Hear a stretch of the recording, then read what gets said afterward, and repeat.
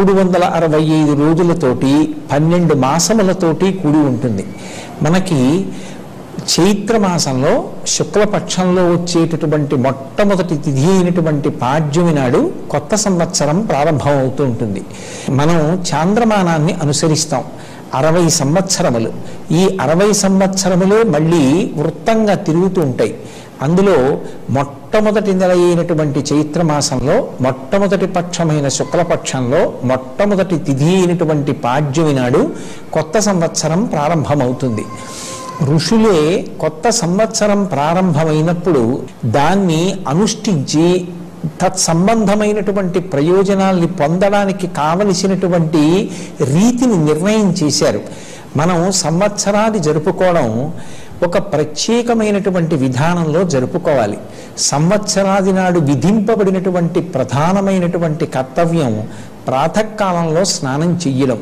సూర్యోదయాత్ పూర్వమే నిద్రలేచి ప్రథమయామంలోనే స్నానం పూర్తి చెయ్యాలి. ఒక యామమునకు 3 గంటలు, ఒక రోజులో 8 యామములు ఉంటాయి. 8 మూళ్ళు 24 గంటలు. ఈ 24 గంటల కాలంలో ప్రథమయామం ఏది ఉంటుందో దాన్ని బ్రాహ్మీ ముహూర్తము అంటారు. ఆ బ్రాహ్మీ ముహూర్తంలోనే స్నానం చెయ్యాలి. ఆ స్నానం చేసేటప్పుడు కూడా అభ్యంగన స్నానం చెయ్యాలి. అభ్యంగన స్నానము అంటే తల మొదలుగా పాదముల వరకు నీరు పోసుకుని స్నానం చెయ్యడం. తలంటి స్నానము అంటారు కదా, అటువంటి స్నానం చెయ్యాలి. ఆ స్నానం చేసేటప్పుడు ఇంట్లో ఉన్నటువంటి పెద్దవాళ్ల చేత ఆ నువ్వుల నూనె మాడు మీద పెట్టించుకుని ఆశీర్వచనం చేయించుకుంటారు. ఎందుచేత అంటే తైలాభ్యంగన స్నానం చేసినటువంటి కారణం చేత అలక్ష్మి పరిహారం అవుతుంది. లక్ష్మీదేవి యొక్క అనుగ్రహం కలుగుతుంది. మనం శ్రీ సూక్త పఠనం చేసేటప్పుడు అడుగుతాం, అమ్మ నాకు క్షుత్పిపాసామలాం జ్యేష్ఠాం అలక్ష్మీం నాశయాం యహం అభూతిమసమృద్ధిం చ సర్వాన్ నిర్నుదమే గృహాత్ అని అడుగుతాం. మా ఇంట్లో ఆకలి, దప్పిక, మలినము ఇటువంటివి ఉండకూడదు.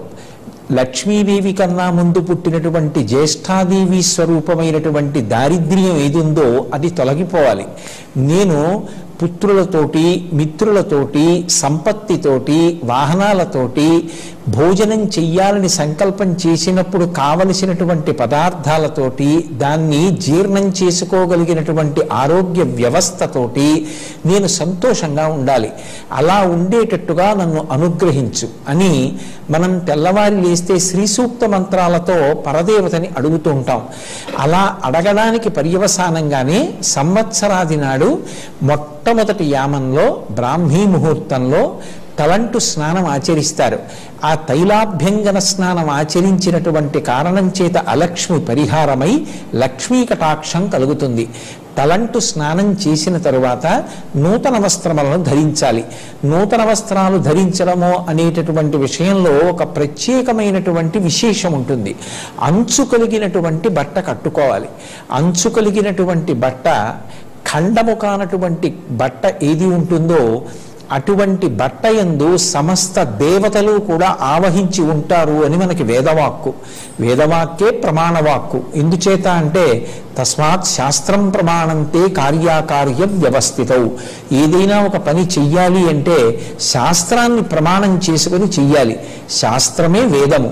ఆ వేదం చెప్పినటువంటి మాట వస్త్రాన్ని ఆవహించి దేవతలు ఉంటారు. అందుకే అంచు కలిగినటువంటి బట్టని ధరించినటువంటి కారణం చేత దేవతల యొక్క అనుగ్రహం కలిగి తత్కారణం చేత దీర్ఘాయుర్దాయాన్ని పొందుతాడు. అందుకే నూతన వస్త్రధారణ చేసి తదనంతరం ఇంట్లో ఉండేటటువంటి కులదైవానికి నమస్కారం చేస్తారు. నమస్కారం చేసి ఆ రోజున ప్రత్యేకించి ఒక ప్రసాదాన్ని భగవంతుడికి నివేదన చేసినటువంటి శేషం ఏది ఉంటుందో దాన్ని పుచ్చుకుంటారు. ఈశ్వరుడికి నివేదన చేసినటువంటి పదార్థం ఏది ఉంటుందో దాన్నే ప్రసాదము అంటారు. అయితే ఆ రోజు భగవంతుడికి నివేదన చేసేటటువంటి ప్రసాదం ఒక విశేషంతో కూడుకున్నదై ఉంటుంది. అది ఎలా తయారు చెయ్యాలి అన్నదాన్ని కూడా శాస్త్రమే మనకి చెప్పింది.